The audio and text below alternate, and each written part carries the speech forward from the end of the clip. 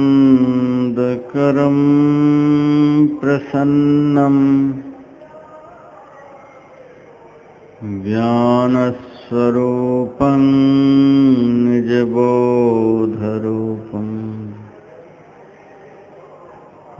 योगीन्द्रमीड्यं भवरोगवैद्यम् श्रीमद्गुरुं नित्यमहं नमामि। यस्याङ्घ्रिपङ्कजपरागपरप्रभावात् भूत्वा कृतिमतां श्रुतिमाचराम् तं सद्गुरुं सततसर्वसुखं सदग्र्यं वन्दे सदा विमलबोधघनं विचित्रम् वन्दो गुरुपदकञ्जकृपासिन्धुनररूपहरि महामोहतमपुञ्ज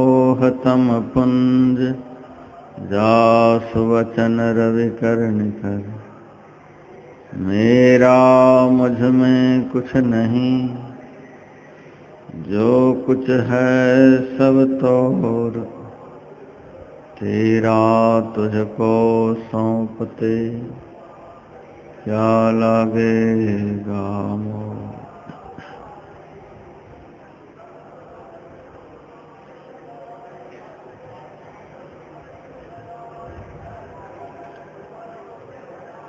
मंचासीन सम्माननीय साधु समाज, मानव जीवन का सबसे महत्वपूर्ण कर्म करने हेतु पधारे हुए सत्संग प्रेमी सज्जन वृंद, माताओं तथा बहनों,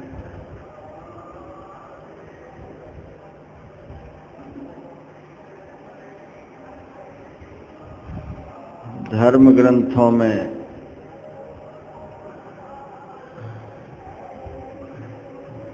महापुरुषों ने लिखा है, मन एव मनुष्याणां कारणं बंध मोक्षयोः।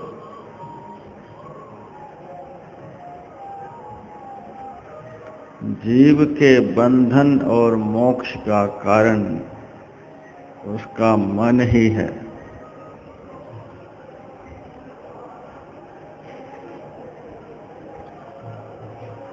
कपिल भगवान ने भी माता देवहूति से कहा, चेतः खल्वस्य बंधाय निबंधाय आसुरी मताः।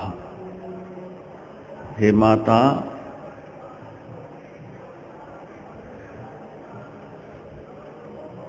इस जीव के बंधन और मोक्ष का कारण उसका मन ही है। यदि यह मन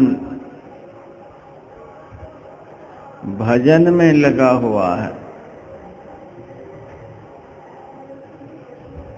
फिर तो यही मोक्ष को भी प्राप्त कराएगा और संसार के भोगों में यदि यह लगा हुआ है तो इसी के द्वारा बंधन भी मिलेगा। जीव के बंधन और मोक्ष का कारण उसका मन ही है। भगवान बुद्ध ने भी कहा,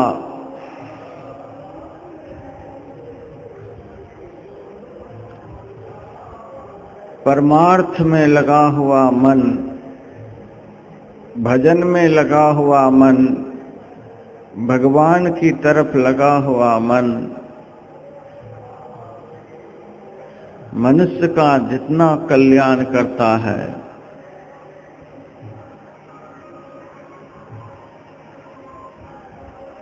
उतना कल्याण माता पिता भाई बंधु सगे संबंधी कोई भी नहीं कर सकता।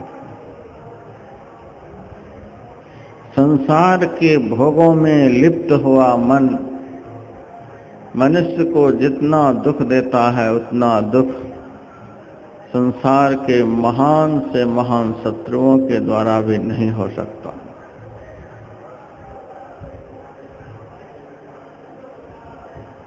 यह मन सुख देने वाला भी है और दुख देने वाला भी है। यदि यह भजन में लगा हुआ है तो सुख देता है, यदि यह संसार के भोगों में लगा हुआ है तो यही दुख भी देता है।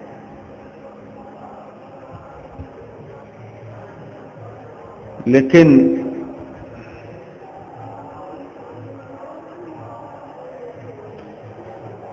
भजन की अपेक्षा यह मन संसार के भोगों में ज्यादा लगता है, इसलिए कि सृष्टि के आदि काल से इस मन को संसार के भोगों को भोगने की आदत पड़ी हुई है। हमारा मन इस आदत को छोड़ना नहीं चाहता। जो अभिभावक, जो माता पिता बचपन से ही अपने बच्चे पर ध्यान नहीं देते कि हमारे बालक कहाँ जा रहे हैं, किस तरफ जा रहे हैं, क्या सब कर रहे हैं, क्या चाल चलन पकड़ रहे हैं, उसके बालक आगे जाकर इस कदर बदचलन हो जाते हैं कि बाद में माता पिता बहुत दुखी होते हैं। फिर महात्मा के पास जाते हैं, महात्मा का भी सिर खाने के लिए, महाराज आप दया करो, कृपा करो, हमारे बच्चे सुधर जाएं। बच्चे के जीवन को बिगाड़ कर अब महात्मा के सिर खाने के लिए आए हो।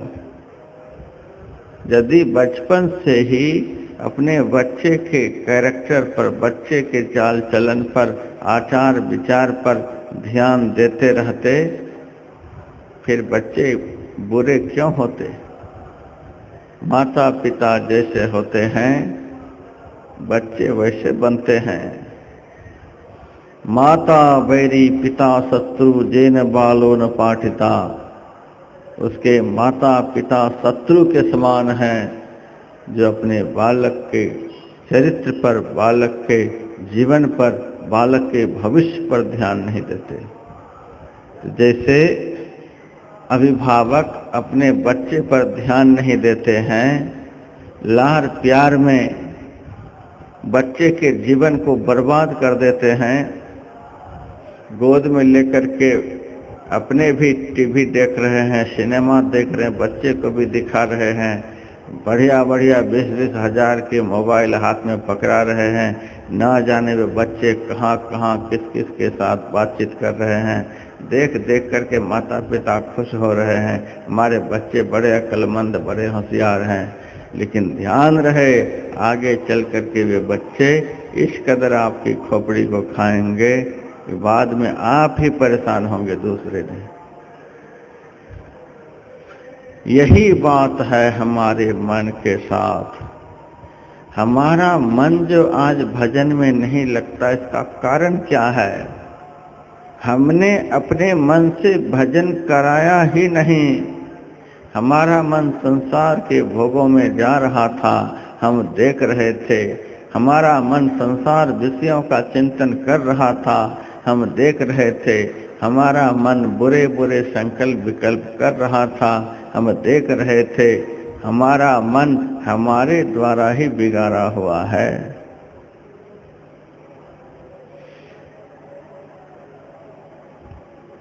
मेरे पास बहुत अभ्यासी आते हैं, बहुत भक्त आते हैं।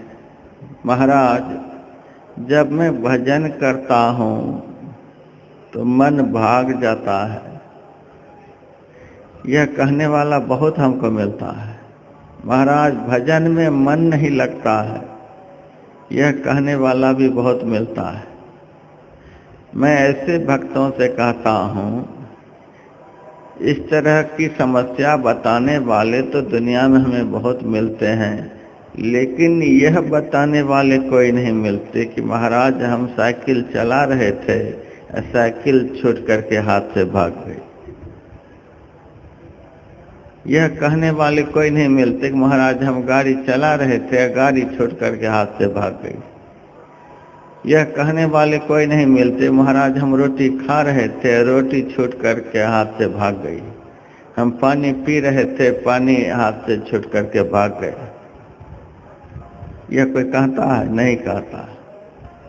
क्यों नहीं कहता? साइकिल के हैंडल हम पकड़े रहते हैं, तब तक पकड़े रहते हैं जब तक निश्चित स्थान पर पहुंच नहीं जाते।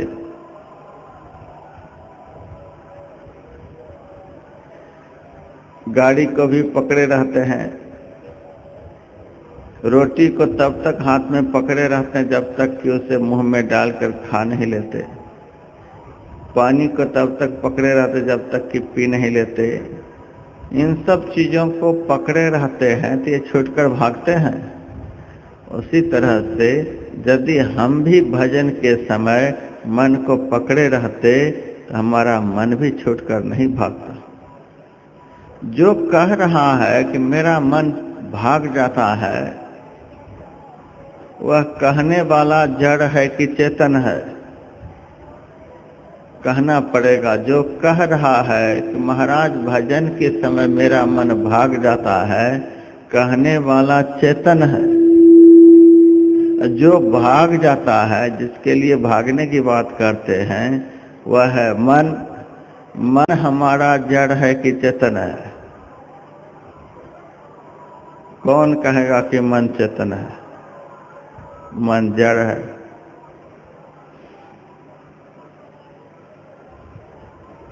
तो जड़ उस पदार्थ को कहते हैं जो बिना चेतन की क्रिया नहीं कर सके, जिसमें चेतन के बिना कोई क्रिया नहीं हो सके।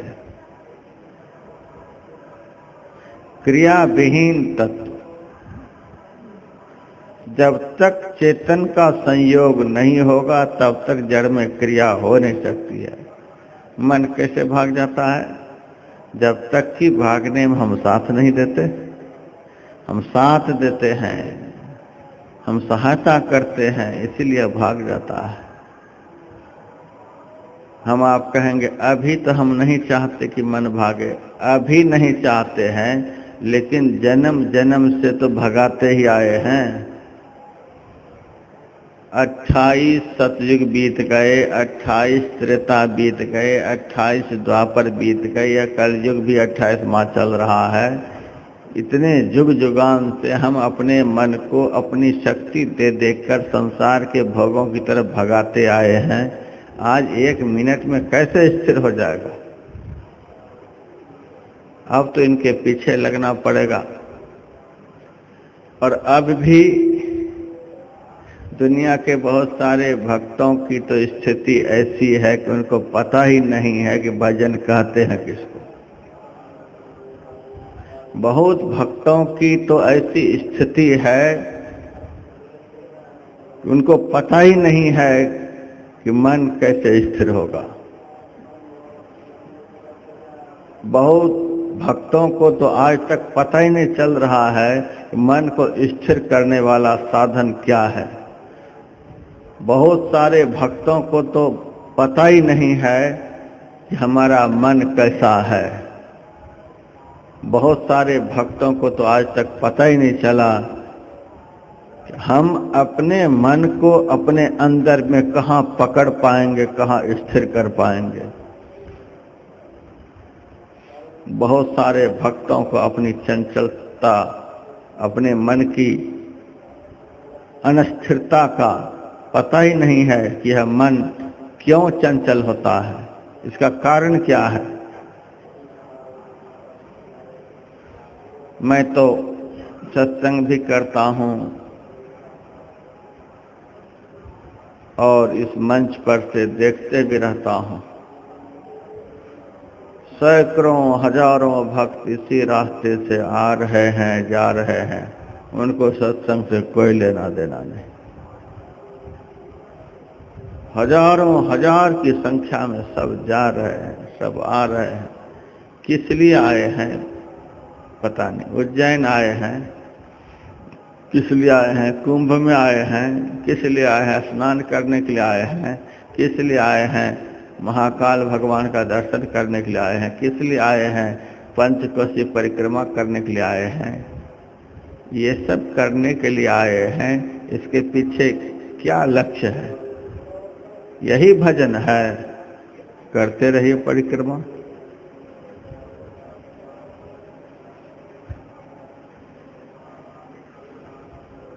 बहुत भक्त ऐसे हैं जो बहुत बार परिक्रमा कर चुके हैं। मैं उनसे पूछता हूँ, इतनी बार परिक्रमा किए फिर तो लौटकर वहीं आ गए, जहाँ से गए थे वहीं लौटकर आ गए। क्या हुआ इससे? मन में कोई परिवर्तन हुआ? मन का स्वभाव बदला? मन स्थिर हुआ? मन शांत हुआ? मन एकाग्र हुआ? कुछ भी नहीं।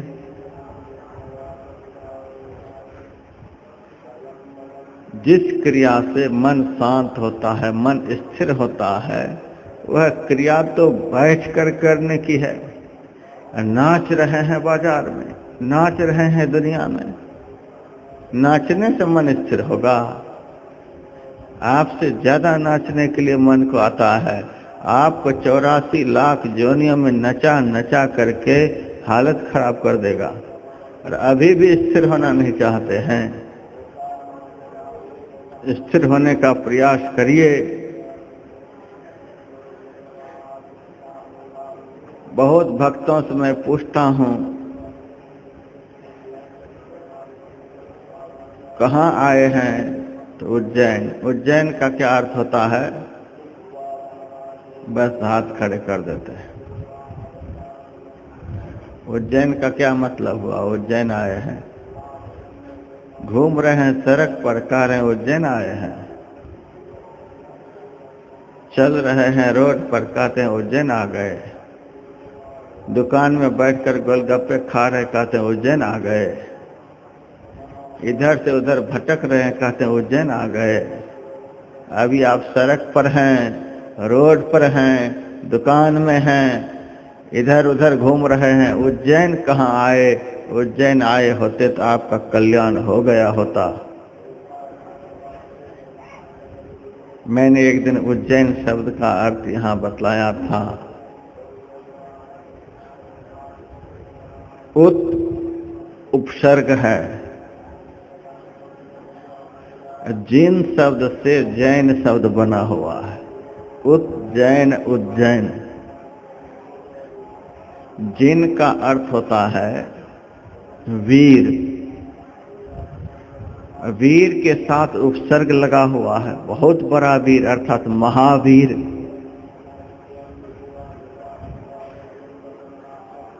सबसे बड़े तीर्थंकर हुए कलयुग में भगवान महावीर।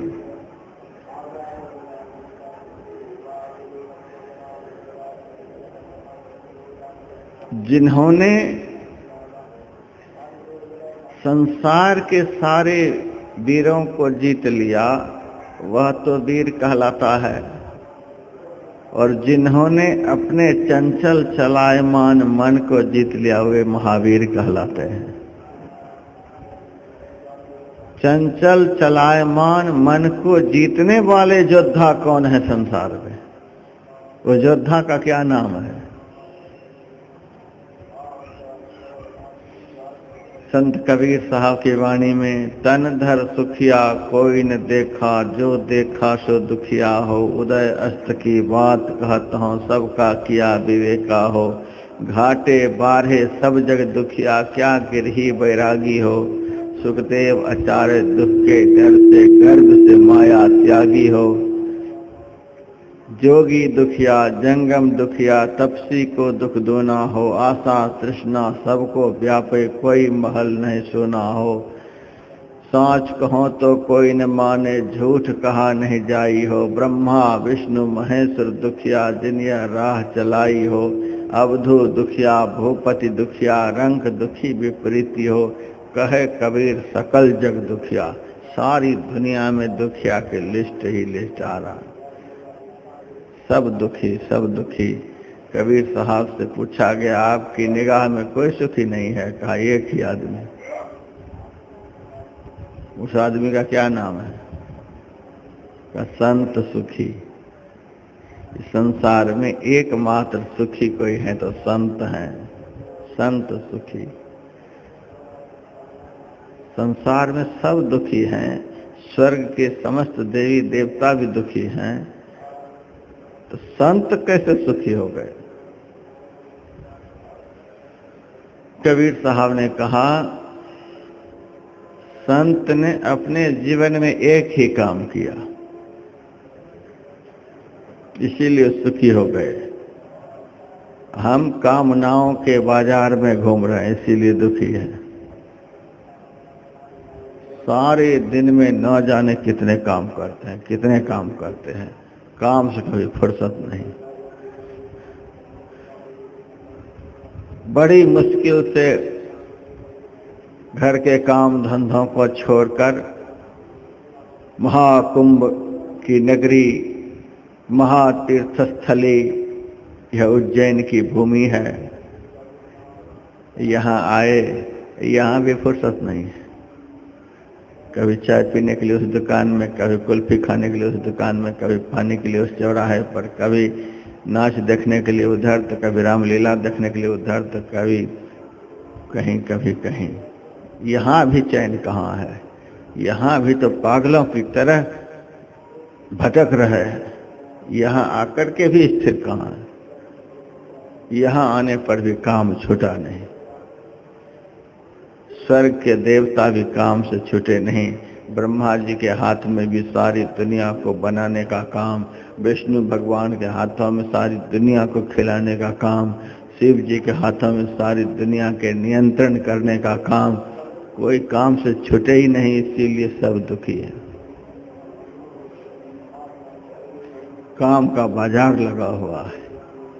साधु संत महात्मा के लिए कबीर साहब ने कहा, उन्होंने बस जीवन में एक ही काम किया, दूसरा काम ही नहीं। दूसरा काम करते हुए महात्मा को देखिए तो समझ लीजिए कि महात्मा नहीं, ये बैताल है।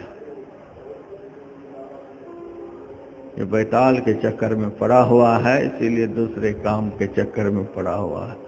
दूसरा काम में मन लगा, वह मन तो भूत है ही, आपको भी अपना साथी बैताल बना लेगा। मन एक है, इसलिए आपके पास एक ही काम होना चाहिए। साधु संत महात्मा एक ही काम करते हैं। हम हजारों हजार काम करके थक गए। सृष्टि के आदि काल से काम करते करते घिस गए। समूचे शरीर में बाल है, दोनों हाथ की तलहटी में बाल है, हथेली में बाल है। काम करते करते हथेली घिस गई। सारी दुनिया में भटकते भटकते, यहाँ जाने से सुख मिलेगा, वहाँ जाने से सुख मिलेगा, वहाँ जाने से सुख मिलेगा। पैर के तलबे में बाल है किसी को? मेरे में तो नहीं है, मेरे हाथ में तो नहीं है। शायद आप लोगों के हाथ पैर में बाल नहीं होंगे, न तलबे में बाल, न हथेली में बाल।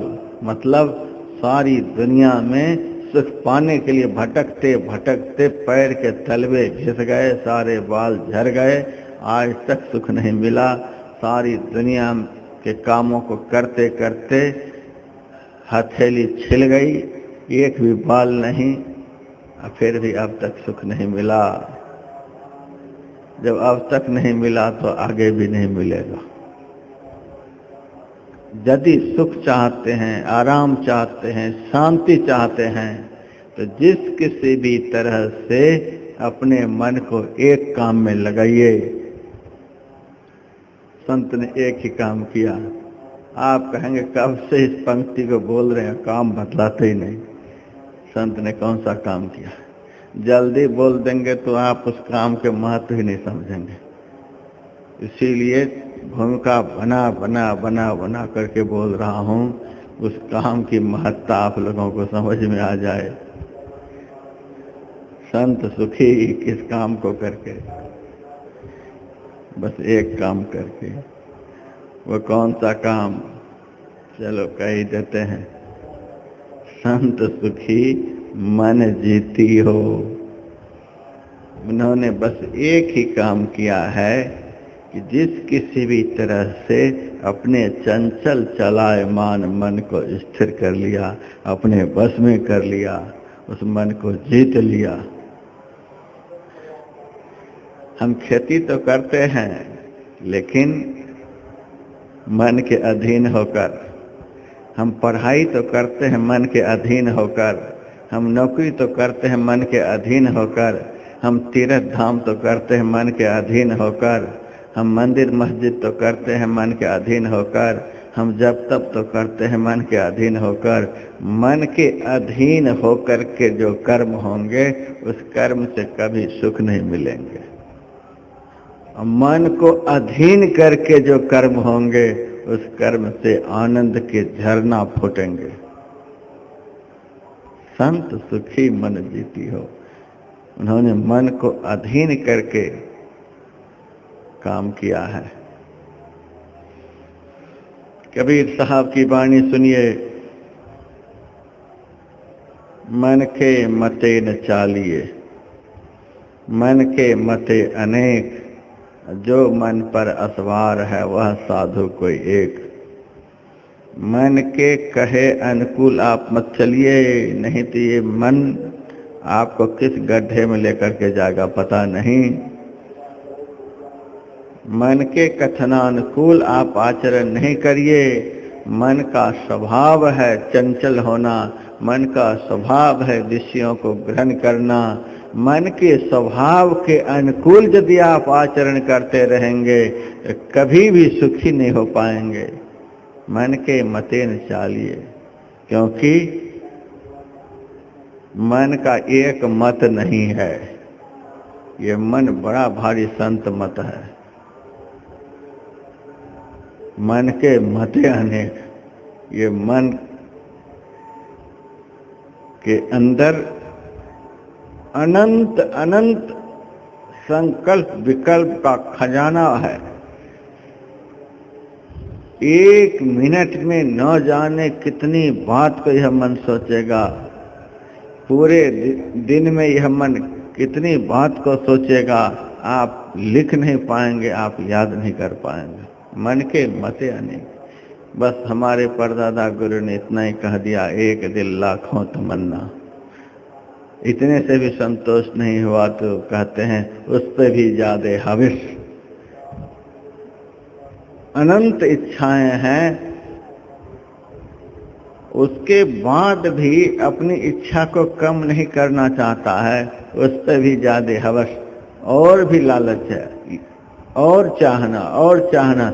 निरंतर यह मन चाहना को ही जन्म देता है, निरंतर यह मन इच्छा को ही जन्म देता है। मन के पुत्र का क्या नाम है जानते हैं? मन के पुत्र का नाम, आप लोगों से पूछे कि मन का बेटा कौन है? मन का एक ही बेटा है, अब 5 बेटा तो उसी एक बेटा से पैदा लिया है। मन के बेटा का नाम है मनोज। मनोज का तो मन से जन्म लेने वाला, मन से जन्म लेने वाले मन के बेटे का नाम है काम। काम काम सब कोई कहे, काम न चिन्हे कोई, जेती मन की वासना काम कहावे सोई। अनंत इच्छा, यह मन 24 घंटे अनंत इच्छाओं को जन्म देता, अनंत कामनाओं को जन्म देता। इसी कामना में बहते रहते हैं। मन के मते अनेक, ऐसे चंचल चलायमान अनंत इच्छाओं को जन्म देने वाला जो मन है, उस मन को जिन्होंने बस में कर लिया, उस मन को जिन्होंने अपने अधीन बना लिया, उस मन पर जो सवार हो गया, वह साधु को एक, वह कोई बिरला साधु है। यहाँ हमारे एक पुराने प्रतिष्ठित सत्संगी बैठे हैं, मेघराज बाबू।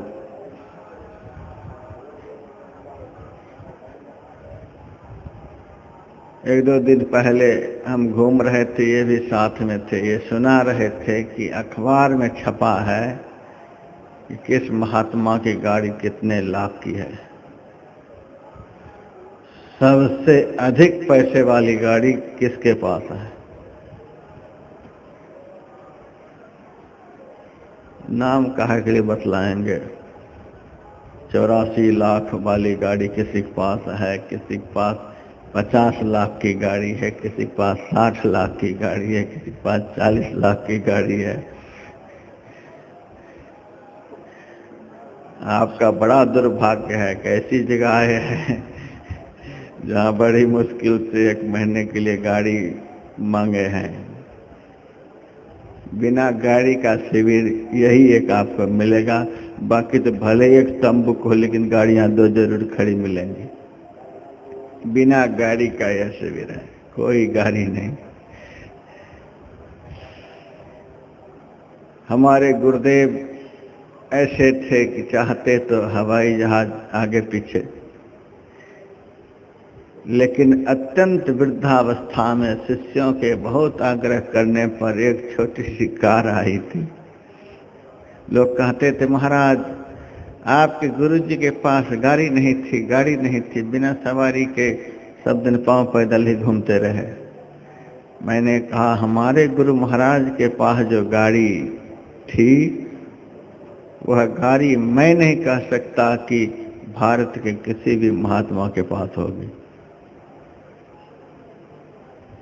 महाराज वे तो अति वृद्धावस्था में एक कार लिए, वो भी भक्तों ने दिया। वे तो सब दिन ऐसे पांव पैदल बैलगाड़ी पर ऐसे प्रचार करते रहे, उनके पास तो गाड़ी थी ही नहीं, ऐसा हमने सुना है। मैंने कहा, सुने हो, लेकिन मुझे भी पता है कि उनके पास जो गाड़ी थी वो गाड़ी दुनिया में किसी के पास नहीं। भले ही 84 लाख की गाड़ी हो। एक भगत मेरे को भी चढ़ाया पंजाब में 1 करोड़ की गाड़ी पर। इतनी श्रद्धा कि जब तक महाराज यहाँ पर कार्यक्रम करेंगे तब तक इसी गाड़ी से चलेंगे, जब महाराज यहाँ से चले जाएंगे तब हम उस गाड़ी पर बैठेंगे। 1 करोड़ की गाड़ी, आज से समझिए 10 साल पहले की बात है। लेकिन मैंने देखा कि स्पीड लिखी हुई थी 320 किलोमीटर की स्पीड से वो गाड़ी चल सकती थी। किसी गाड़ी की स्पीड 180 किलोमीटर है, 190 किलोमीटर है, 200 किलोमीटर है, 220 है, 240, 250, 80, वहाँ तो 320 किलोमीटर 1 करोड़ की गाड़ी की स्पीड है। जितनी भी गाड़ियाँ हैं सब में आप देखेंगे कि स्पीड लिमिट है, इतनी स्पीड में यह गाड़ी चलेगी। जितनी अंतिम लिमिट स्पीड है उतनी स्पीड में कोई चला नहीं सकता, उससे कम में ही चलाता है। तो दुनिया में जितनी भी गाड़ियां हैं उनकी स्पीड की लिमिट है, प्रति घंटा इतने किलोमीटर की स्पीड से गाड़ी चलेगी। हमारे गुरु महाराज के पास जो गाड़ी थी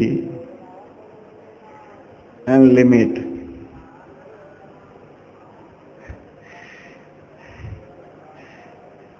घंटा की बात तो छोड़ दीजिए, 1 मिनट में उस गाड़ी की स्पीड इतनी थी कि सारे ब्रह्मांड में घूम करके वह गाड़ी को पार घाट आ जाती थी। इतनी स्पीड वाली गाड़ी पर कोई चढ़ने वाले साधु, यदि कोई साधु होंगे तो मैं साधु को बहुत बहुत नमन करता हूँ। ऐसे गाड़ी वाले साधु की बड़ाई मैं कर सकता? ये 80-85 लाख और लिमिट चाल वाली गाड़ी की बड़ाई मैं नहीं करता। अनलिमिट गति हो उस गाड़ी की। उस गाड़ी का क्या नाम है जिस गाड़ी की चाल की कोई लिमिट नहीं है? संत सुंदरदास जी महाराज ने उस गाड़ी का नाम बतलाया, उस गाड़ी की व्याख्या करके। जैसे बराक ओबामा जब कार लेकर भारत आए, उस कार के विषय में बहुत कुछ अखबार वालों ने छापा, चित्र भी दिया, उसकी बड़ाई में बहुत कुछ दिया। लेकिन संत सुंदरदास जी महाराज की दृष्टि में बराक ओबामा की कार किसी कीमत की नहीं।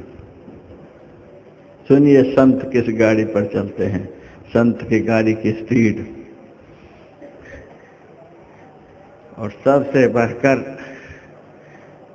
न उसमें तेल डालने की जरूरत है, ना मोबिल डालने की जरूरत है, ना पेट्रोल डालने की जरूरत है। एकमात्र वह गाड़ी चेतन की शक्ति से चलती है। चेतन की शक्ति से वह गाड़ी चलती है। चेतन की शक्ति उस गाड़ी में नहीं मिले, वह गाड़ी बिल्कुल रद्द हो जाएगी, खत्म हो जाएगी। चेतन की शक्ति से वह गाड़ी चलती है। उस गाड़ी का नाम है मन। हम लोग कहते हैं महाराज भजन में मन नहीं लगता, उस गाड़ी का नाम ही है मन।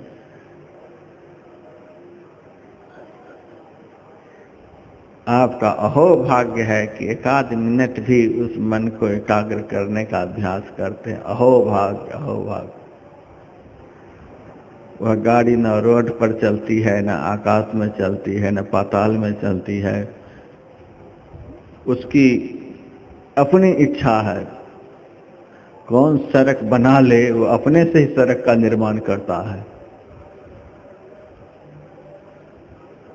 अपने आप सड़क बनाता है। कब किस सड़क को पकड़ लेगा पता नहीं, आपको भी पता नहीं चलने देगा। सुंदरदास जी महाराज लिखते हैं, पल ही में मर जाए।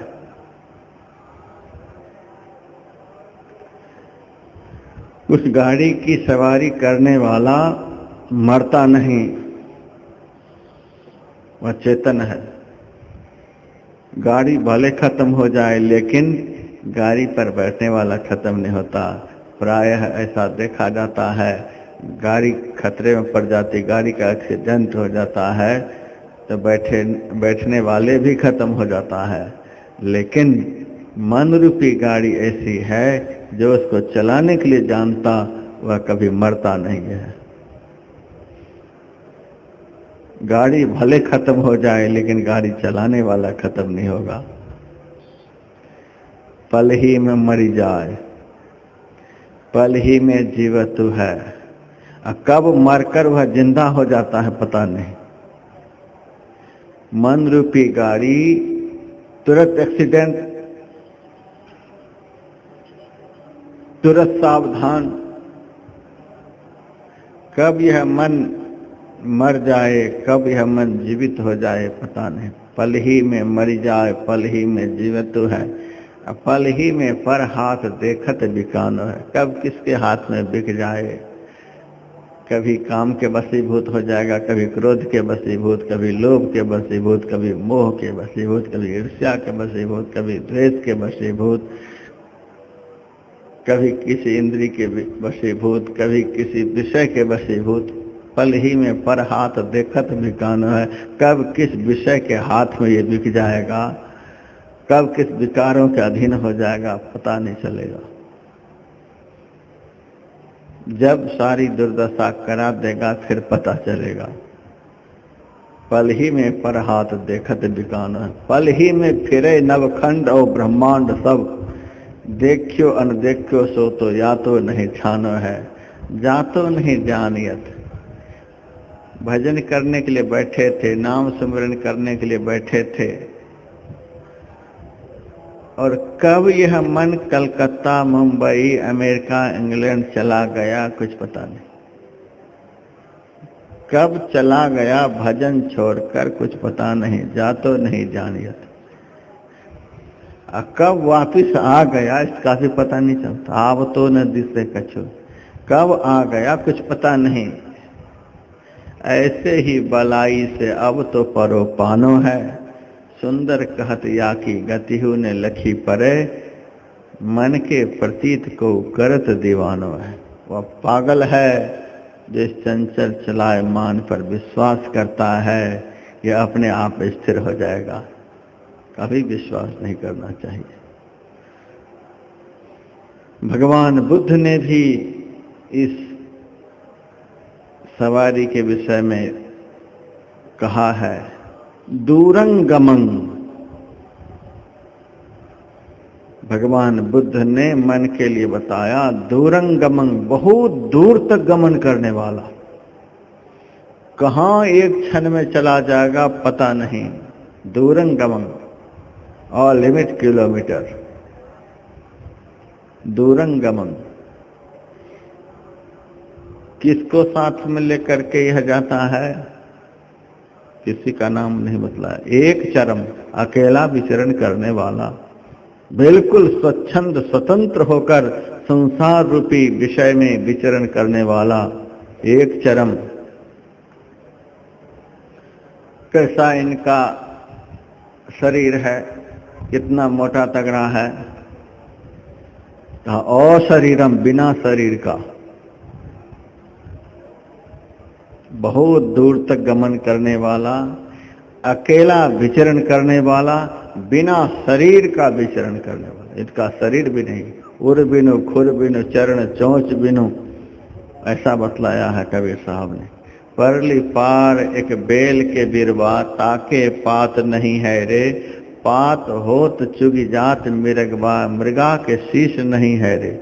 बिना सिर के ही आपके भजन ध्यान रूपी सारे पत्ते को खा जाते हैं। मृगा के शीश नहीं है रे, बिना शरीर के। और शरीरम रहता है कहाँ, इसका घर कहाँ है? गुहाशयम, आपके शरीर रूपी गुफा में इनका निवास है। आपके घर पास ही रहता है, आपके घर में ही रहता है, लेकिन आपका एक भी नहीं सुनता, अपने मन से सब कुछ करता है। और शरीरम गुहाश। लेकिन सबसे आश्चर्य की बात तो यह है, बहुत दूर तक जाता है, अकेला विचरण करता है, इसको शरीर नहीं है। शरीर नहीं है, आकाश से भी अधिक सूक्ष्म है। मिट्टी से सूक्ष्म जल, जल से सूक्ष्म अग्नि, अग्नि से सूक्ष्म हवा, हवा से सूक्ष्म आकाश, आकाश से सूक्ष्म मन है, आकाश से सूक्ष्म मन है। लेकिन इसका नाम है मन। आकाश से सूक्ष्म है लेकिन नाम है मन। मन कितने का होता है? 40 किलो का। शरीर नहीं है, आकाश से भी अधिक सूक्ष्म है, लेकिन संत महापुरुष कहते हैं इसका वजन है 40 किलो का। अरे हारे पलटू वह नहीं लागा हाथ जो 40 शेर का। और घट रामायण में तुलसी साहब ने लिखा, 40 शेर मन फेर, 41 श्रुति भई, पुरुष 42 वंश जान ऐसो कही। है 40 शेर का। संत की वाणी को समझ पाना बहुत मुश्किल है। शरीर नहीं है, आकाश से भी अधिक सूक्ष्म है, न आते देख सकते न जाते देख सकते। एक तिल के बराबर भी यह लंबा चौड़ा नहीं है, लेकिन वजन है 40 शेर का। हारे पलटो वह नहीं लागा हाथ जो 40 शेर का। इस 40 शेर की बात जब आई तो 20 सत्संगी तो ऐसे उठ गए। बाजार में घूमने वाले 20 सत्संगी चले, उनको ये सत्संग का क्या पता चलेगा, ये क्या सत्संग हो रहा है। ये तो जन्म जन्म का अहो भाग्य है कि गुरु महाराज जैसे संत आप लोगों को मिले हैं, जिन बातों में आप लोगों को रस मिल रहा है। अब बात तो यही है, मतलब की बात तो यही है। इसी बात को यदि कोई समझ ले तो घर बैठे उसका कल्याण हो सकता है। वह नहीं लागा हाथ जो 40 शेर का। 40 शेर का ये कैसे बन गया? यह मन 40 शेर का कैसे बन गया? 40 भी जुराई देता हूं आप लोगों को। 5 तत्व, मिट्टी, जल, अग्नि, हवा और आकाश। एक एक तत्व के 5-5 स्वभाव होते हैं।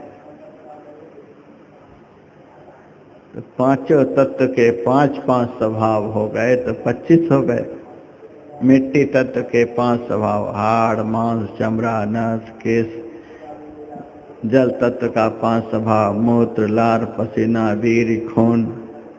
अग्नि तत्व का 5 स्वभाव, भूख, प्यास, निद्रा, आलस, जभाई।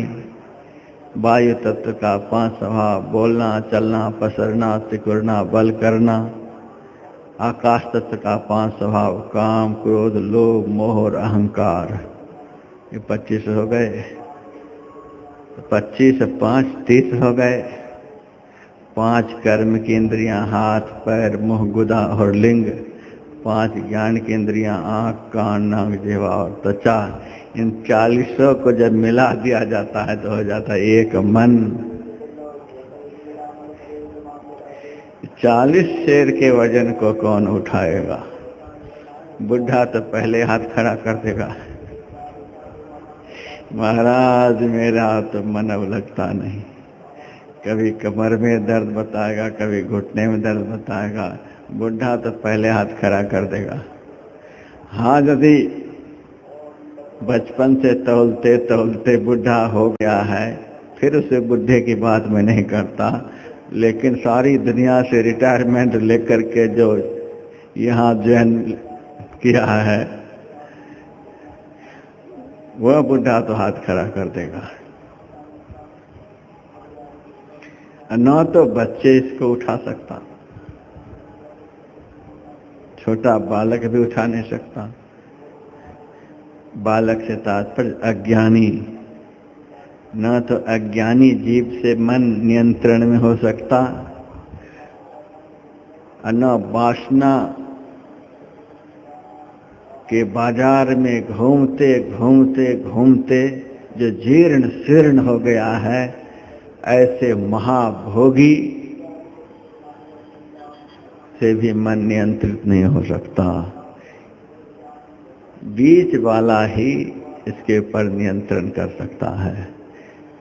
बीच वाले को तो फुर्सत ही नहीं, महाराज समय कहाँ मिलता है, यहाँ जाना है, वहाँ जाना है, वो करना है, वो करना है। बीच वाले को फुर्सत नहीं, बुढ़ा से हो नहीं सकता, बच्चे को ज्ञान नहीं। क्या सुनिएगा सत्संग, बताइए आप। बुढ़ा में ताकत नहीं, बच्चे में ज्ञान नहीं, जवान को फुर्सत नहीं। लेकिन प्रवचन तो करूंगा ही, क्योंकि इतने लोग तो हैं, कम से कम इतने लोग तो समय निकाल कर आए हैं। 40 शेर मन फेर 41 श्रुति भई। अरे हारे पलटू वह नहीं लागा हाथ जो 40 शेर का।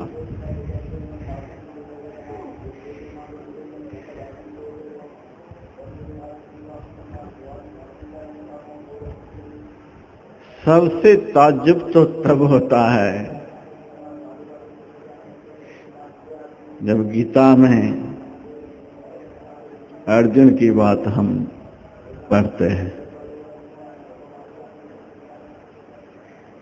एक साधारण जीव, खेती करने वाला, दुकानदारी करने वाला, नौकरी करने वाला यदि कहता है कि महाराज इस मन को बस में करना बहुत कठिन है, बहुत मुश्किल है, भजन में यह स्थिर नहीं होता, ऐसे ऐसे लोग यदि कहते हैं फिर तो कुछ बात समझ में भी आती है, लेकिन ताज्जुब तो होता है अर्जुन की बात से। जब अर्जुन भगवान से कहता है कि महाराज जिस योग के विषय में मेरे से आप कह रहे हो, योग करो, भक्ति करो, भजन करो, महाराज मेरे से योग नहीं होगा, मेरे से भक्ति भजन नहीं होगा। अर्जुन तो नौजवान था, कितनी ताकत अर्जुन में हम कह नहीं सकते।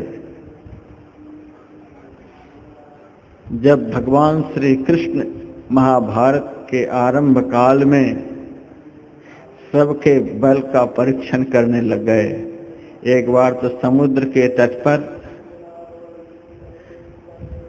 संपाति के कहने पर कि जो समुद्र का लंघन करेगा वही सीता का पता लगाएगा, सब अपना अपना बल बताओ। तो सब अपने अपने बल बताने लगे। हम 5 योजन छलांग लगा सकते, हम 10 योजन छलांग लगा सकते, हम 50 योजन छलांग लगा सकते।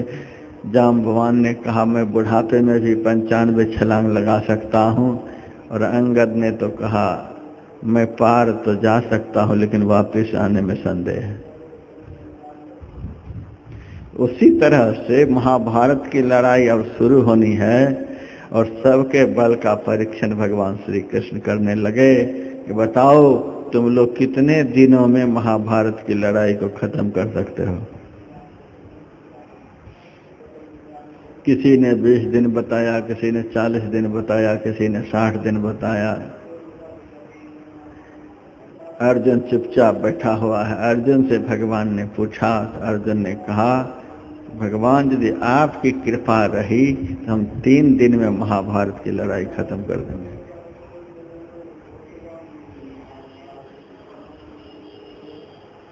भगवान को संतोष नहीं हुआ। जब 3 दिन तू बोल रहा है फिर तो महाभारत को खत्म नहीं कर पाएगा। घटोत्कच से पूछा गया तू कितने दिन में महाभारत को खत्म कर सकता है? घटोत्कच ने कहा हम 1 दिन में खत्म कर देंगे। तुमसे भी काम नहीं बनने को।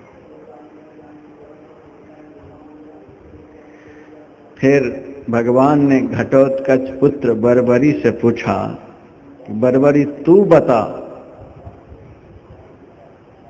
कितना समय में महाभारत को खत्म कर पाएगा? तो बर्बरी ने बताया धनुष पर बाण चढ़ाने में जितना समय लगेगा, अब बाण जब धनुष पर से छूटेगा उसमें जितना समय लगेगा उतना ही समय में महाभारत को मैं खत्म कर दूंगा। अर्थात एक ही बाण से, दूसरा बाण नहीं हमको चलाना है, और एक बाण चलाने में जितना समय लग जाए बस उतना ही समय लगेगा। कैसा वीर था।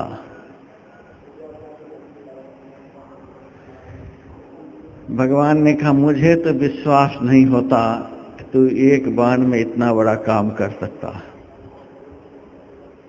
आप बताओ कैसे विश्वास नहीं हो रहा है, मैं क्या प्रमाण दूं? तो भगवान ने बतलाया यहाँ पीपल का पेड़ है, तू एक ही बाण से सारे पत्ते में छेद कर देगा तो मैं मान लूंगा। क्या ठीक है। भगवान को पता था जरूर छेद कर देगा। एक पत्ते को भगवान ने अपने पैर के नीचे दबा लिया। चलाओ बाण। बाण चलाया, एक ही बाण ने घूम घूम करके सारे पत्ते को छेद दिया।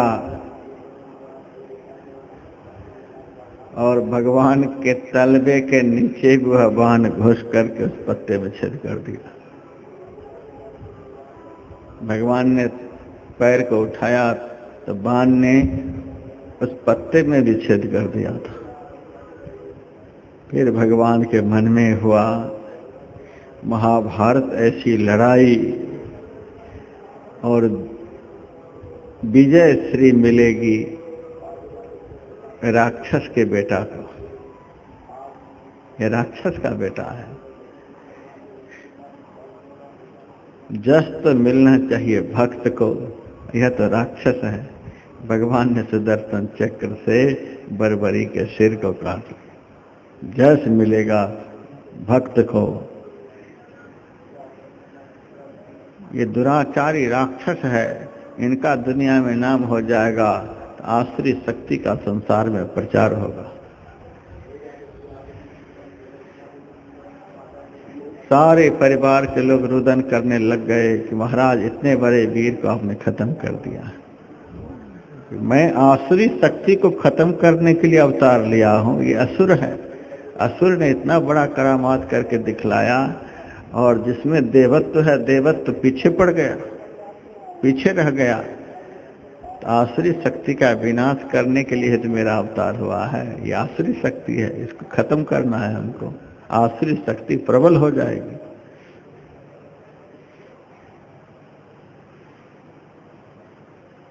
अर्जुन को विजय श्री का जश देना था भगवान को। मेरा प्यारा भक्त अर्जुन है, इसमें देवी शक्ति है, दिव्यता का गुण है, यह जश इनको मिले। भगवान ने अर्जुन से कहा ठीक है, 3 दिनों में तू महाभारत की लड़ाई को खत्म कर देगा, लेकिन यदि भूरिश्रवा भगदत्त आदि वीर के द्वारा तुम्हारे धनुष बाण काट दिए जाएंगे तब तू कैसे लड़ेगा? तब तो 3 दिन में कैसे युद्ध को समाप्त करेगा? तो अर्जुन ने कहा भगवान, एक ही गांडीव धनुष से मैं महाभारत की लड़ाई को खत्म कर दूंगा, दूसरा धनुष नहीं उठाऊंगा।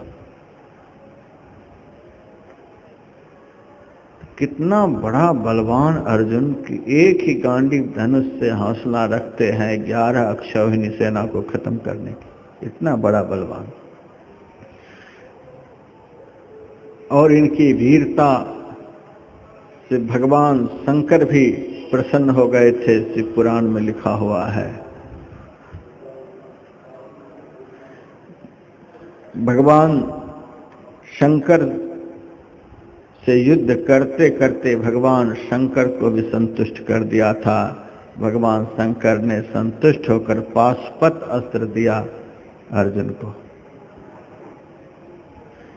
उसके बाद देवराज इंद्र निवात कवच नामक राक्षस से बारंबार पराजित होते रहता था। तो सहायता के लिए अर्जुन को देवराज इंद्र ने बुलाया। 100 शरीर अर्जुन स्वर्ग जाकर 60,000 सेनाओं को साथ में रखने वाला निवात कवच का वध किया था। इतना बड़ा बलवान, जिसको 3300 करोड़ देवता नहीं मार सकता, उसको अर्जुन खत्म कर दिया। ऐसा अर्जुन भगवान के सामने भजन रूपी गांडीव को रख दिया। मेरे से भजन नहीं होगा, योग नहीं होगा। संपूर्ण महाभारत में कहीं भी अर्जुन किसी भी वीर के सामने कमजोर नहीं हुए। कभी भी नहीं कहा कि हम कर्ण से नहीं लड़ पाएंगे, भूरिश्रवा से, भगदत्त से, पितामह भीष्म से, द्रोणाचार्य से, कृपाचार्य से, किसी भी वीर का नाम नहीं लिया कि हम उनसे नहीं लड़ पाएंगे। इतना हौसला उनका बुलंद था। लेकिन अरे हारे पलट वह नहीं लागा हाथ जो 40 शेर का। मन के सामने भजन रूपी गांडीव रख दिया। महाराज मेरे से भजन नहीं होगा। उसी मन से लड़ने के लिए हम लोग आए हुए हैं, जिसके लिए अर्जुन कह रहा है कि महाराज मेरे से भजन नहीं होगा। भगवान ने कहा क्यों नहीं तेरे से भजन होगा? महाराज भजन तब न होगा जब भजन में मन लगेगा। कोई भी काम तभी सफल होगा जब उस काम में मन लगेगा। केवल मन का नेगेटिव पॉइंट ही नहीं देखें, पॉजिटिव पॉइंट भी देखें।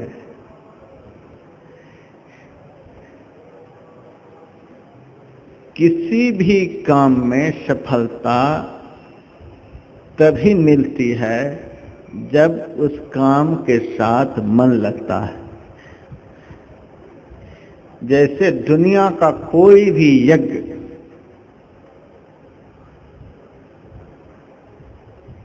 जो पत्नी से रहित है उससे संपादित नहीं हो सकता। यज्ञ की महिमा है। वेद में यज्ञ का विधान बताया गया है, सपत्नीक ही यज्ञ का यजमान बन सकता है। बिना पत्नी वाला यज्ञ का यजमान नहीं बन सकता।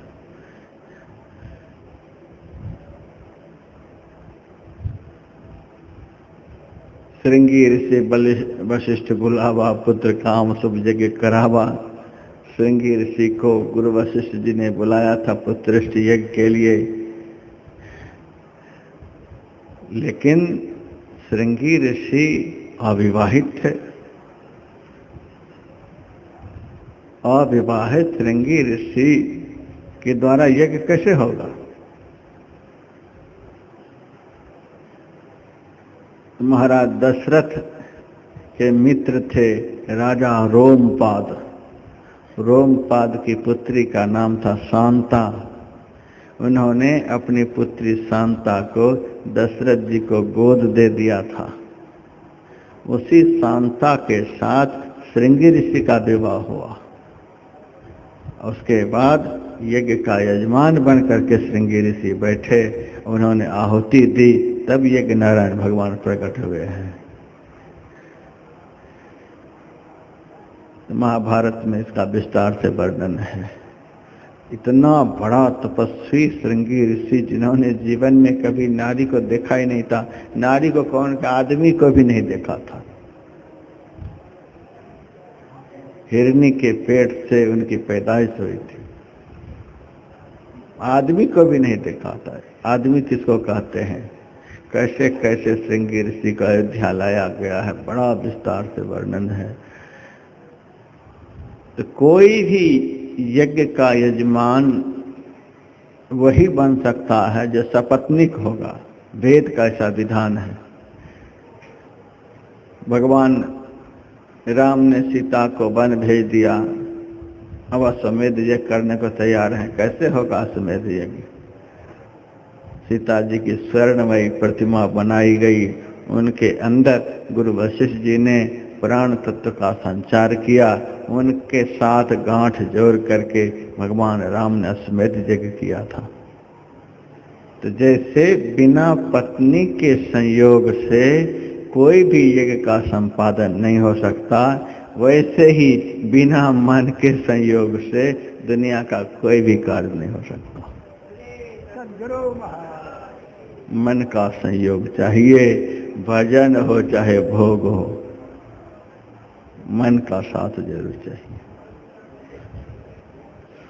अर्जुन ने कहा महाराज आप कहते हो भजन करो, योग करो, भजन होगा कैसे? जब तक मन भजन के साथ नहीं होगा तब तक भजन नहीं होगा। जब तक योग के साथ मन नहीं जुड़ेगा तब तक योग नहीं होगा। जब तक भक्ति के साथ मन नहीं जुड़ेगा तब तक भक्ति नहीं होगी। हम लोगों को कौन सा जप करने के लिए बतलाया गया? मानस जप। मानस जप का क्या मतलब होता है? जो जप मन से किया जाए, जप के साथ मन का योग हो। महाभारत में 22 प्रकार के योग बतलाए गए। योग के 22 अंग, पातंजल महाभाष्य में तो योग के 8 अंग हैं, महाभारत में योग के 22 अंग हैं। 22 अंग में से एक अंग का नाम है मंत्र योग। मंत्र के साथ मन का योग हो। मानस जप का अर्थ जिस जप का संबंध केवल मन से हो उसको मानस जप कहते हैं। फिर क्या बतलाया? मानस ध्यान करने के लिए जिस ध्यान का संबंध मन से हो उसको मानस ध्यान कहते हैं। ध्यान के समय केवल मन वहां पर रहे और कुछ भी नहीं होना चाहिए। ध्यान और मन ये दोनों जुड़ करके रहे। जिस रूप को देखना हो उस रूप के साथ हमारा मन का योग हो। जिस मंत्र का जप करना है उस जप के साथ हमारे मन का योग हो। खाली जप नहीं हो जाएगा आपसे, खाली ध्यान नहीं होगा, उसमें मन को लगाना पड़ेगा। मन यदि अलग हो गया, जप से यदि मन अलग हो गया तो जप खत्म हो गया, जप होगा ही नहीं। ध्यान के समय रूप से मन अलग हो गया तो ध्यान होगा ही नहीं। महाराज ध्यान तो कर रहे थे लेकिन मन नहीं लगा, मन का योग नहीं हुआ। इसीलिए हर क्रियाओं के साथ मन का योग चाहिए। अशुभ कर्मों में मन का योग होता है तो अशुभ कर्मों में आनंद आता है। शुभ कर्मों में मन का योग होता है तो शुभ कर्म में आनंद आता है। कभी कोई अभ्यासी कहता है महाराज आज भजन पर बैठे तो भजन में बड़ा आनंद आया। कभी कहते महाराज आज भजन पर बैठे सही लेकिन आनंद नहीं आया। एक दिन कहते हैं भजन में बहुत आनंद आया, एक दिन कहते हैं भजन में आनंद नहीं आया। बात क्या है? दोनों दिन तो आप ही थे। एक दिन आनंद आया, एक दिन आनंद नहीं आया। दोनों दिन तो बैठने वाले भजन करने वाले आप ही थे, क्यों नहीं आनंद आया? तो जिस दिन आनंद आया उस दिन आप कहते हैं आज भजन में मन बड़ा लगा, आज भजन में मन लगा हुआ था इसलिए बड़ा आनंद आया। भजन में मन जुड़ गया तो वो भजन का आनंद दिला देगा। मन यदि भजन में जुड़ जाएगा तो भजन का आनंद पैदा करेगा। और भजन में मन नहीं लगा तो उस दिन कहते हैं आज महाराज आनंद नहीं आया। क्यों? भजन में मन नहीं लगा। मन लग गया तो भजन में आनंद आ गया, नहीं लगा तो बैठे रहने से क्या होगा? 3 घंटे बैठे रहे, 5 घंटे बैठे रहे, आनंद आएगा ही नहीं। आनंद तब आता है जब क्रिया के साथ मन का योग होता है। बाह्य क्रियाओं के साथ मन का योग होगा तो बाह्य क्रियाओं का आनंद। मैं देखा एक जगह आजकल बहुत तरह का योग चल रहा है।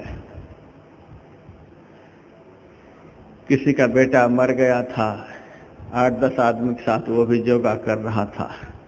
योगा में अपने मन से ठहाका मार मार कर हा हा हा हा खूब हंस रहा था।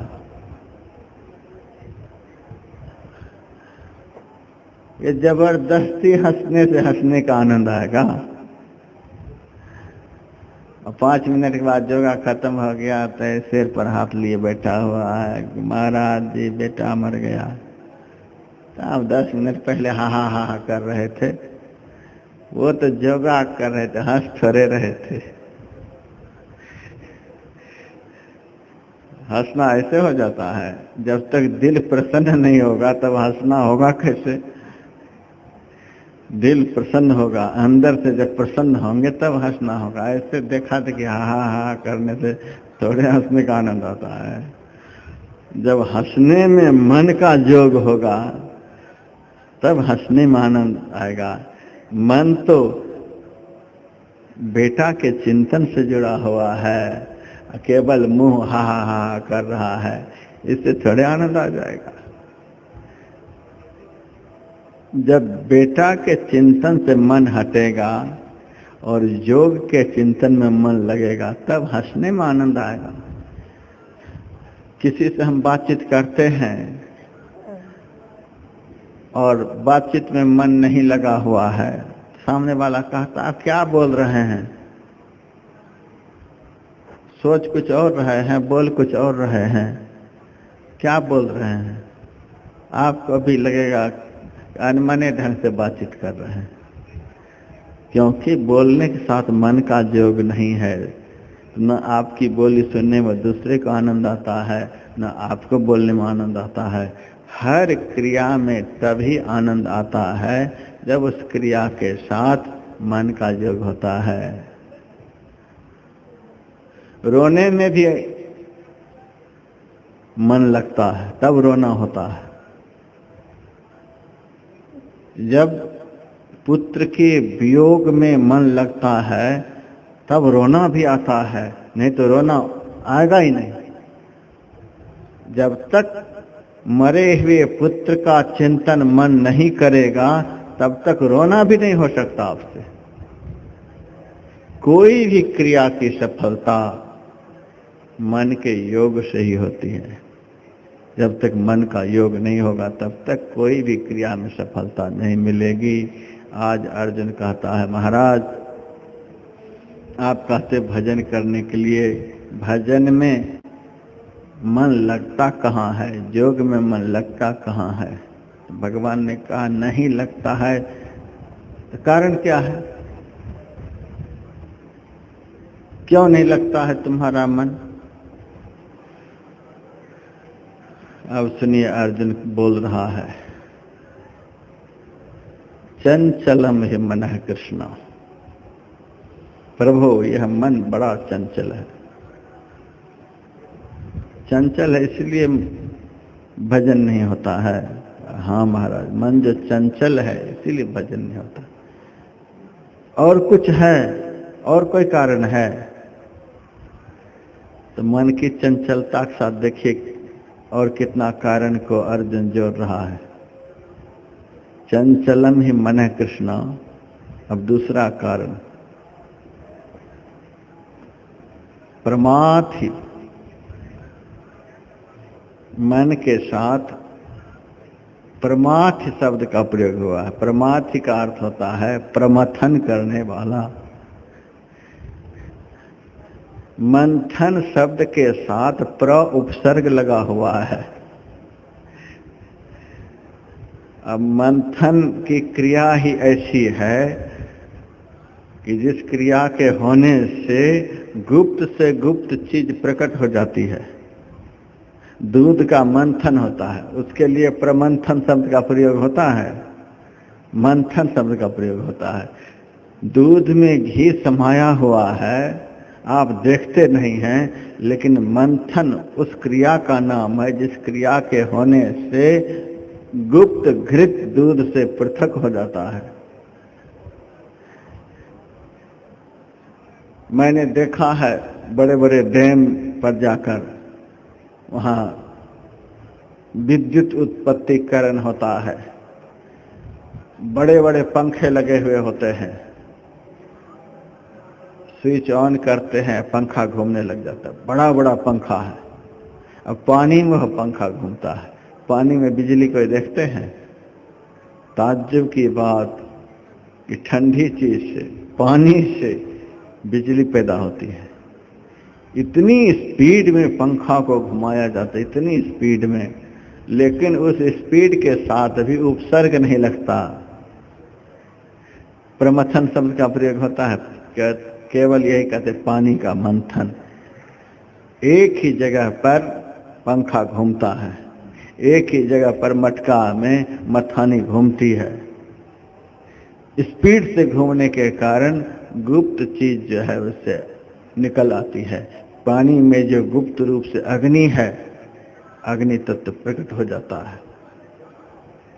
दधी का मंथन, पानी का मंथन, ये मंथन शब्द का प्रयोग। लेकिन मन के साथ प्र उपसर्ग लगा हुआ है, प्रमथन, प्रमाथ प्रमथन करने वाला।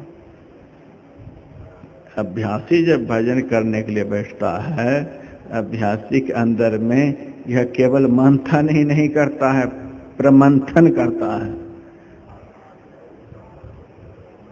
क्या सुदर्शन चक्र उतनी स्पीड में घूमेगा, क्या लट्टू उतनी स्पीड में घूमेगा, जितनी स्पीड में अभ्यासी के अंदर में मन चक्कर लगाता है, इतनी स्पीड में मन घूमता है। प्रमथन, मन में इतनी स्पीड है कि उस स्पीड का वर्णन नहीं कर सकते। धरती घूम रही है, निरंतर धरती घूम रही है, आप देखते हैं घूमते हुए। धरती की इतनी स्पीड है कि हम देखते नहीं। धरती घूम रही है, इतनी स्पीड से घूम रही है, बहुत स्पीड से घूमने वाली चीज को हम देख नहीं सकते। सब कुछ घूम रहा है। एक मकान है वह भी घूम रहा है, एक पेड़ पौधा वह भी घूम रहा है, हमारा शरीर भी घूम रहा है, संसार भी घूम रहा है, सब कुछ चल रहा है। एक परमात्मा को छोड़कर सब कुछ चल रहा है, क्योंकि परमात्मा को चलने फिरने के लिए जगह ही नहीं, इसीलिए वे ही अचल हैं, बाकी सब की सीमा है, इसीलिए सब चल रहा है। इतनी स्पीड में सब चल रहा है, इतनी स्पीड में सब चल रहा है कि हम उसको देख नहीं सकते। पेड़ को हम बढ़ते हुए देखते हैं कि हाँ पेड़ बढ़ रहा है। आप अपने शरीर को बढ़ते हुए देखते हैं कि हमारा शरीर बढ़ रहा है, प्रतिक्षण शरीर बढ़ रहा है, प्रतिक्षण पेड़ बढ़ रहा है, सब कुछ बढ़ रहा है, सब कुछ चल रहा है, इसीलिए तो बढ़ रहा है, लेकिन हम देख नहीं पाते, इतनी स्पीड है। लेकिन मन की स्पीड के सामने इन सब की स्पीड भी कम ही है, इतनी स्पीड मन की है। पल ही में फिरे ब्रह्मा, सब खंड और ब्रह्मांड सब। एक ही पल में आंख बंद करके खोलने में जितना समय लगता है उसको पल कहते हैं। उस एक ही पल में 9 खंड और सारे ब्रह्मांड, यह मन घूम लेता है। कितना ये प्रमथनशील है।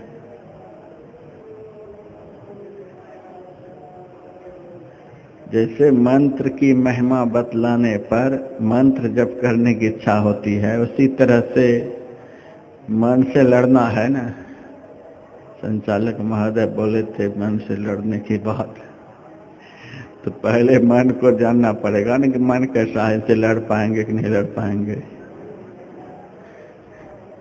लड़ेंगे तो फिर कैसे इससे लड़ेंगे। पहले मन के विषय में समझ लीजिए, तब कोई खड़ा होइएगा कि हाँ हम लड़ सकते हैं। प्रमथनशील, मंथन के साथ प्र उपसर्ग लगा हुआ है। सब कुछ के मंथन होते हैं, लेकिन उसमें उपसर्ग नहीं लगा होता, लेकिन मन के साथ उपसर्ग लगा हुआ है। यह कितना घूमने वाला है, समझ सकते हैं। यह एक क्षण में कितना चक्कर लगाने वाला है, हम कल्पना कर सकते हैं। चलिए जल्दी जल्दी अब खत्म कर देता हूं, नहीं तो सिर भारी हो जाएगा। चंचलम, चंचल किसको कहते हैं?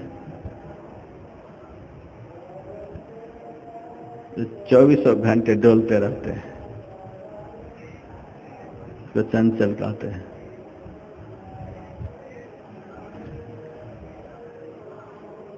अमरकोश में लक्ष्मी के बहुत सारे नाम गिनाए गए हैं।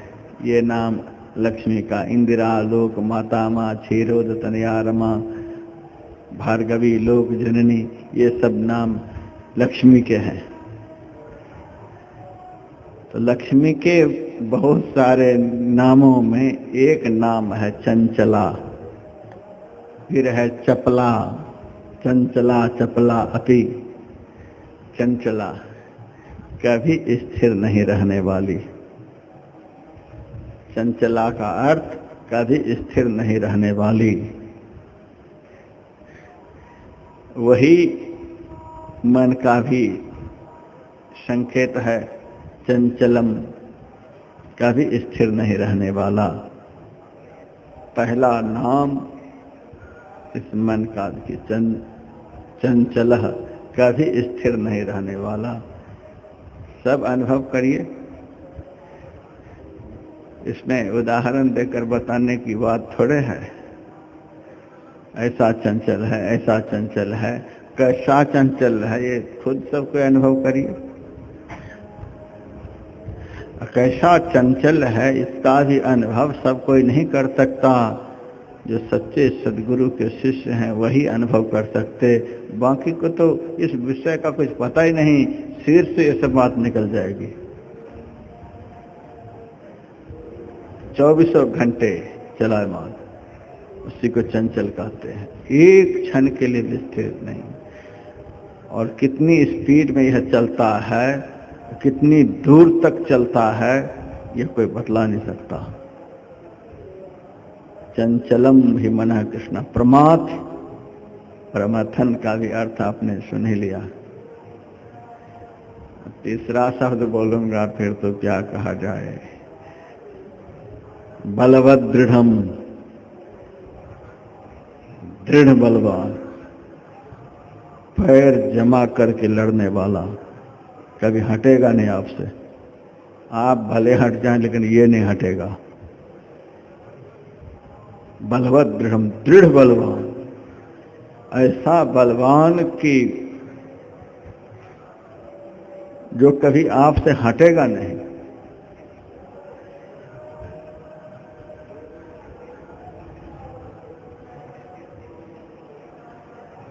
क्या इसकी बराबरी किसी बलवानों से की जाए। रावण हो, कुंभकर्ण हो, 20 हाथ वाले हों, 50 हाथ वाले हों, 200 हाथ वाले हों। पुराणों में तो 1,000 वाले वीरों का नाम लिखा हुआ है। रावण को तो मात्र 20 ही हाथ था, और बाणासुर के 200 हाथ थे।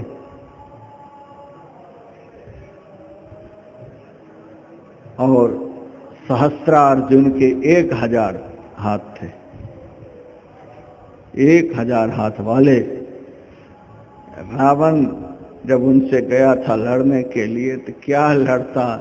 जैसे बाज साधारण पक्षी को, बटेर को पकड़ लेता है, वैसे रावण को बटेर की तरह सहस्त्रार्जुन ने पकड़ लिया।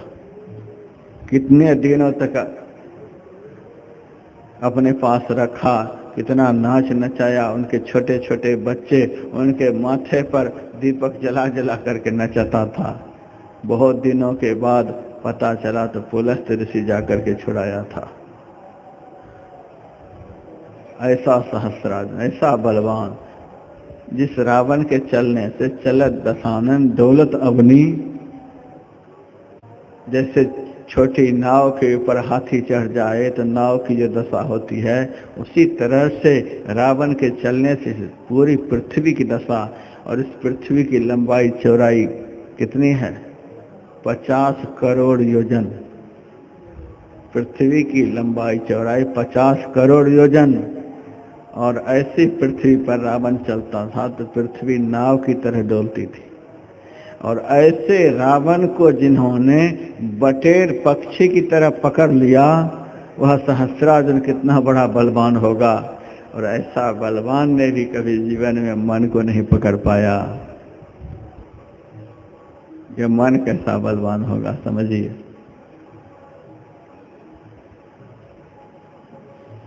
बलवत दृढ़म, दृढ़ बलवान, किसी से हारता ही नहीं, किसी से पीछे हटता ही नहीं। तस्याहम निग्रहम मन्ये वायुरिव सुदुष्करम।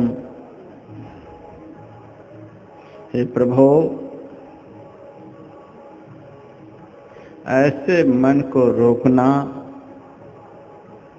ये मन पछाड़ने के लिए आ रहा है हमको, और ऐसे पछाड़ने के लिए आने वाले मन को रोक देना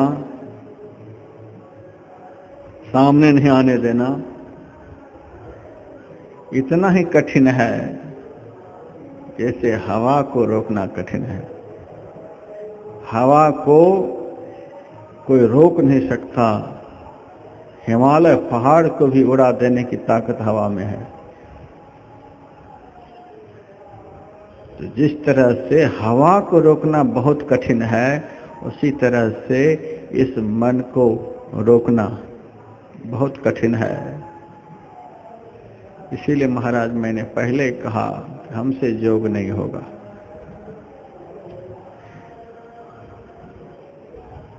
इतना कहकर अर्जुन चुप हो गया। अब भगवान कहते हैं अर्जुन तो चुप हो गया। हाँ महाराज अब क्या बोलूं, बोलने लायक कुछ है नहीं। यदि आपके पास कोई उपाय हो तो आप बताएं। तो भगवान कृष्ण ने कहा असंशयम महाबाहो मन दुर्निग्रहं चलम। हे अर्जुन तो ठीक कहता है कि यह मन बड़ा चंचल है। अब तो अर्जुन की गर्दन झुक गई। पहले तो सिर सीधा करके बोल रहे थे कि मेरे से भजन नहीं होगा। जब भगवान ने कह दिया तो ठीक कहता है कि मन बड़ा चंचल है, तब तो गर्दन ही झुक गई, सिर नीचा हो गया। भगवान ने कहा तू सिर को क्यों नीचा कर लिया? महाराज हम तो जीव हैं। जीव बुद्धि के होने के कारण, अल्पज्ञ होने के कारण, ज्ञानहीन होने के कारण, चेतन शक्ति से रहित होने के कारण, अपने में चैतन्यता का पूर्ण ज्ञान नहीं होने के कारण, सुषुप्त चेतन होने के कारण फिर मैंने मन की बलवत्ता के विषय में बतलाया। हमारा तो बतलाना उचित था, लेकिन आप तो सारी सृष्टि के मालिक हो, परमात्मा हो, अतुलनीय बल की सीमा हो। आप में तो समग्र सद्गुणों की पराकाष्ठा है। आप तो महाराज उपाय बतलाते, लेकिन आपने भी मेरे ही वचन का समर्थन कर दिया। अब मैं देखूं किसकी तरफ? जब आपने भी कह दिया कि यह मन बड़ा चंचल है, इसमें कोई संशय, तो ठीक कहता है। जब आपने भी मेरी बात का समर्थन कर दिया, जीव तो अपनी असमर्थता बतला ही दिया कि मेरे से योग नहीं होगा, मन बड़ा पहलवान है। लेकिन आप तो परमात्मा हैं। परमात्मा होकर भी जब आपने मेरे मन के विषय में बतला दिया तो ठीक कहता है, तो फिर आप किनसे बात करेंगे? अब किनसे मैं बात करूं?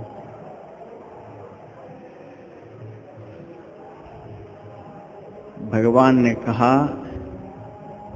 1 मिनट में यदि मैं कह देता तो झूठ बोलता है, गलत बोलता है, तुम्हारे बात को काट देने से, तुम्हारी बात की उपेक्षा कर देने से तुम्हारे मन पर ज़्यादा असर नहीं होता।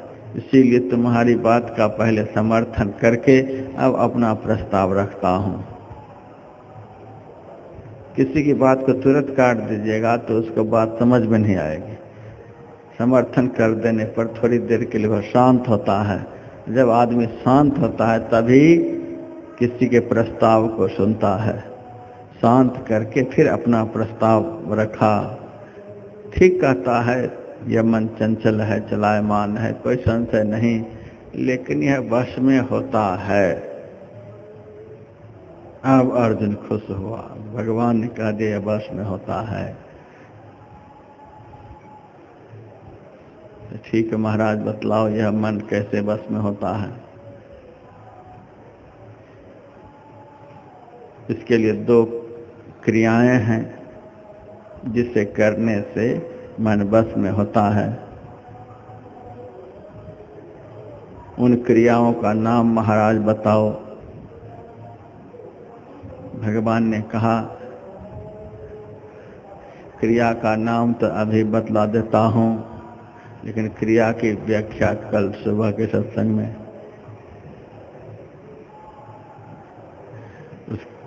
उन क्रियाओं का नाम अभ्यासेन तो कौन्तेय वैराग्येन च गृह्यते। पहली क्रिया है अभ्यास,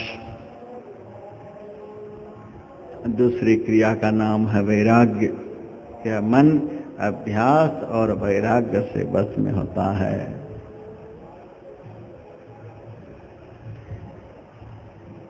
अभ्यास किसे कहते हैं, वैराग्य किसे कहते हैं?